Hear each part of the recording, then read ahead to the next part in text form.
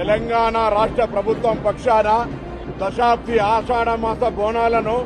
July 7వ తేదీ గోల్కొండ అమ్మవారికి బోనం సమర్పించిన నుంచి మొదలుకొంటే పల్కంపేట ఎల్లవ్వ తల్లి కళ్యాణం, ఉజ్జయిని మహంకాళి జాతర, బోనము, రంగము, అంబారి కార్యక్రమాలతో పాటుగా 28 తారీఖు నాడు లాల్ దర్వాజా బోనాలతోటి ఆగస్టు 4న ముగిసేటువంటి ఈ ఆషాఢ మాసంలో తెలంగాణ రాష్ట్ర ప్రభుత్వం పక్షాన అధికార యాంత్రాంగం అంతా కూడా చాలా శ్రమపడి అన్ని రకాల సౌకర్యాలను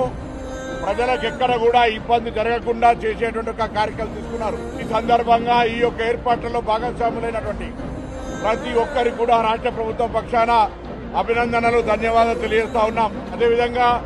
ప్రభుత్వం ఎన్ని కార్యక్రమాలు చేసినా ముందు నుంచి కూడా మేము ఒకటే కోరుతా ఉన్నాం, యావత్ రాష్ట్ర ప్రజలు ఈ యొక్క బోనాల పండుగలో భాగస్వాములు కావడానికి వస్తారు.